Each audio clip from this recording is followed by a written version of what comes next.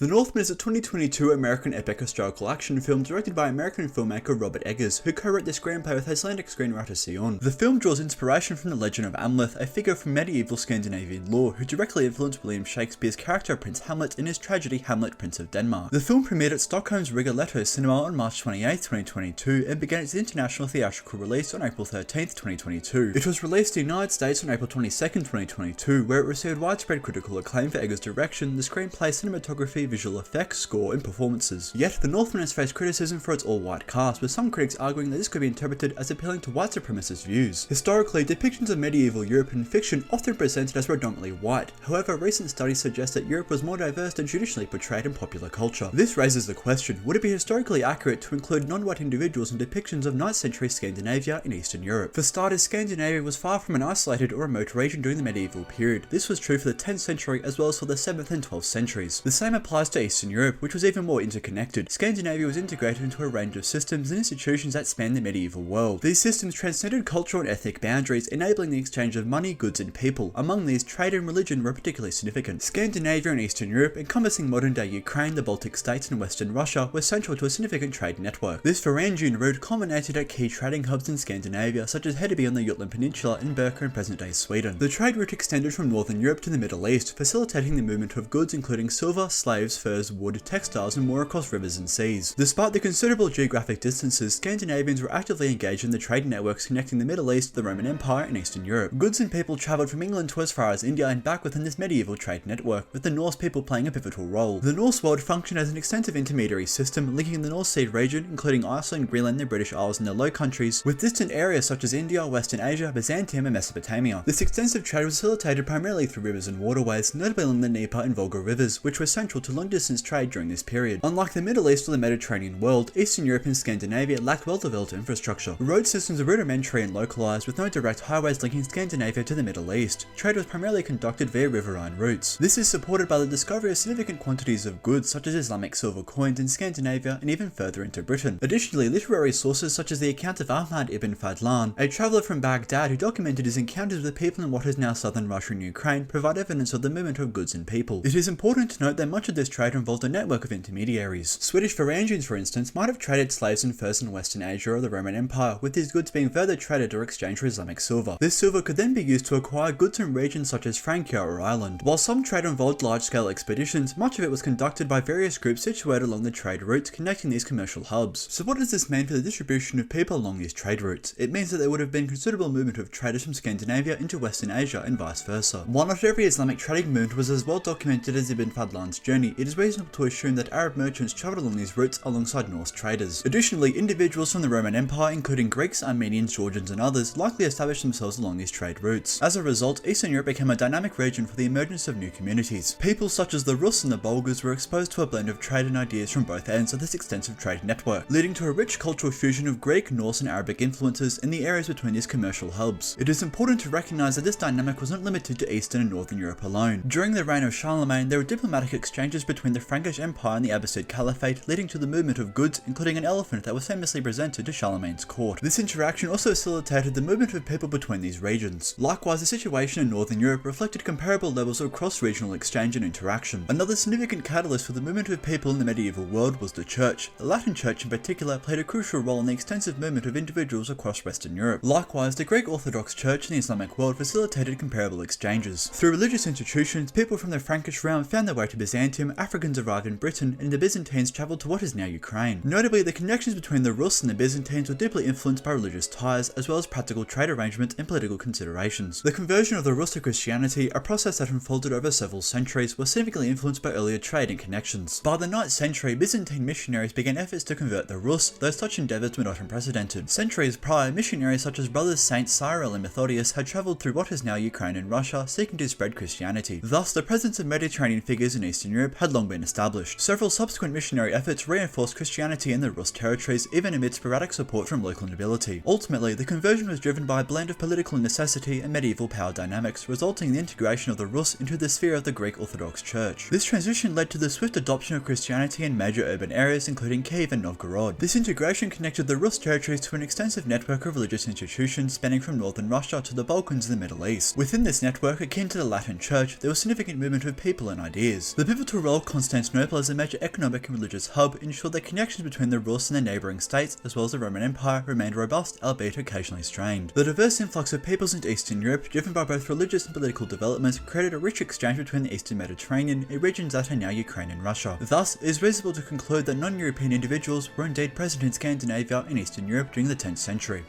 This hasn't made Jack, and if you're a Viking watching this video, please leave a comment down below.